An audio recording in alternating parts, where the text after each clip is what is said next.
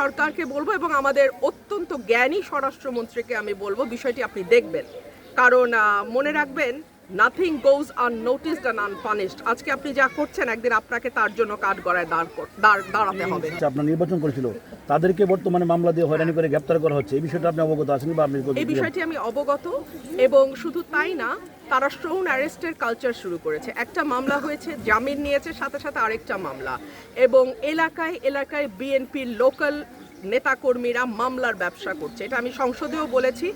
আমি সরকারকে বলবো এবং আমাদের অত্যন্ত জ্ঞানী স্বরাষ্ট্রমন্ত্রীকে আমি বলবো বিষয়টি আপনি দেখবেন, কারণ মনে রাখবেন নাথিং গোজ আননোটিসড অ্যান্ড আনপানিশড। আজকে আপনি যা করছেন একদিন আপনাকে তার জন্য কাঠগড়ায় দাঁড়াতে হবে। ওরাইল, পাকশিমুল, চুন্টা, তিনটা ইউনিয়নই একেবারেই পিছিয়ে পড়া, এবং আমি মনে হয় যে সরাইল, আশুগঞ্জে গত 55 বছরে স্বাধীনতার পরে কোনো কাজ হয়েছে বলে আমার মনে হয় না।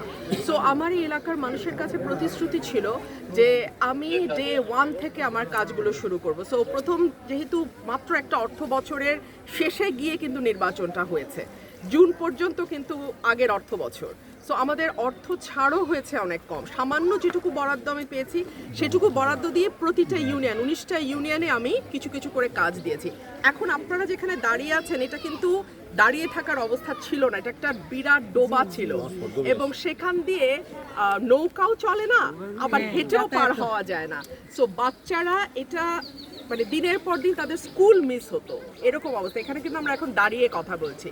সো আল্লাহর কাছে হাজার শুকর, আমার পরিকল্পনা আছে এই এলাকার মানুষের সার্বিক জীবন মানের উন্নয়নই আমার স্বপ্ন। আমার আর মানে এর বেশি কিছু চাওয়ার নাই। আমি আল্লাহকেও বলি যে আল্লাহ আমাকে সাহায্য করুন, আমি যেন এই এলাকার মানুষের জন্য আরও কাজ করতে পারি। অর্থনীতি এবং আইন শৃঙ্খলা, এই দুটো জায়গায় যদি দৃশ্যমান অগ্রগতি না হয় তাহলে এই সরকারের পরিণতি সত্যিকার অর্থেই দুঃখজনক হবে।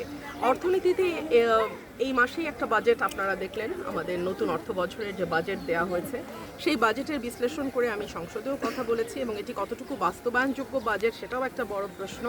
আর আইন শৃঙ্খলার ব্যাপারে দুঃখ নিয়েই বলতে হয় যে বাংলাদেশে বর্তমানে আইন শৃঙ্খলা পরিস্থিতির যেই নাজুক অবস্থা, এতটা নাজুক অবস্থা মানে নিকট অতীতে ছিল না। সো সেই সকল দিক বিবেচনা আমার মনে হয় সরকারের দুটো মন্ত্রীর ঘাড়ে 50% দায়িত্ব, অর্থ এবং স্বরাষ্ট্র। কিন্তু আনফর্চুনেটলি স্বরাষ্ট্রমন্ত্রীর অন্য সকল মন্ত্রণালয়ের ব্যাপারে যতটুকু আগ্রহ, উৎসাহ এবং অতি তৎপরতা, এই তৎপরতা যদি উনি ওনার নিজের মন্ত্রণালয়ে দেখাতেন তাহলে দেশবাসী উপকৃত হতো।